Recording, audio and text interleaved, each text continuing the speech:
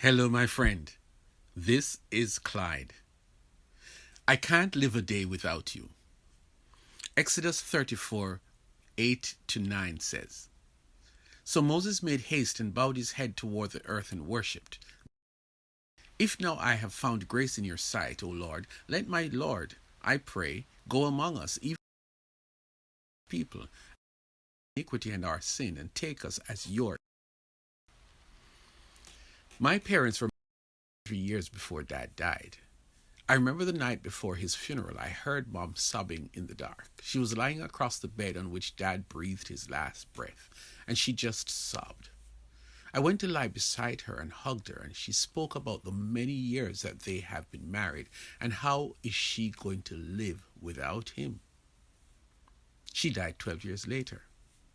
God gave her grace to survive without her husband. But what made her say she couldn't live without him?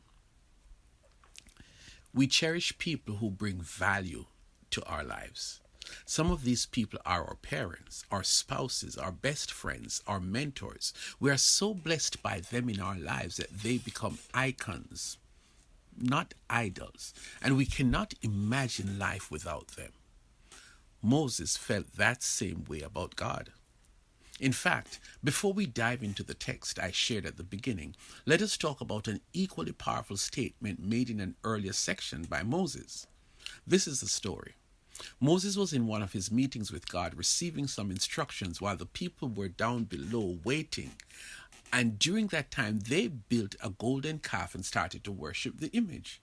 God saw and told Moses to go down and deal with it because God was grieved.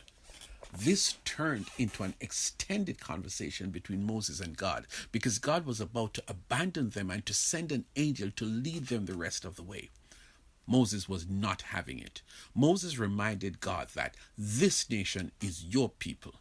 Can you imagine a human being reminding God of his responsibility? But listen to this portion of the conversation. God, my presence will go with you and I will give you rest. Moses, if your presence does not go with us, do not send us up from here. What else will distinguish me and your people from all the other people on the face of the earth?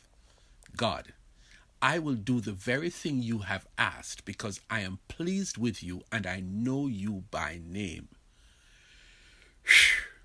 Moses was not playing, man. God, let me remind you of who I am. I am your child. Not only that, Lord, I want you to know that I cannot do without you. You want to send an angel to lead us, and I know that your angels are powerful, but we are not settling for your representative. We want you. Let us think about it. What does God mean to you? How much is God worth in your life? Let's see. 1, God provides. His word tells us that he will make provisions for us in all our circumstances. He will never allow his child to go without meeting their needs. 2, God protects. He protects us from the enemy Satan. In fact, he said that we are in his Father's hand and no one can pluck us out of his hand. All right. Number 3, God defends. God defends us against the forces of evil when we are attacked. That is why he said, no weapon that is formed against you shall prosper. Number 4, God takes care of your business. My grace is sufficient for you. Remember hearing that? That is so true. We face problems and challenges of one kind or another over and over again. And Jesus encourages us to turn these problems and circumstances over to him. He's a problem solver, and he proves that to me over and over again. Do you now realize why Moses was so bold and direct with God? He was not being rude. He was not being facetious. Moses was simply saying that I do not want to live a day without you. Not a moment, not a second. You, God, are my everything. So now I believe we can go to the text. Let me remind us of what it says. So Moses made haste and bowed his head toward the earth and worshipped. Then he said, if now I have found grace in your sight, O Lord, let my Lord, I pray, go among us, even though we are a stiff-necked people, and pardon our iniquity and our sin, and take us as your inheritance. Moses was at it again with God.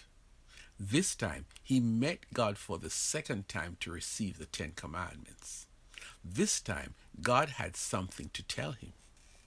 God gave him a speech introducing himself to Moses from a whole different angle.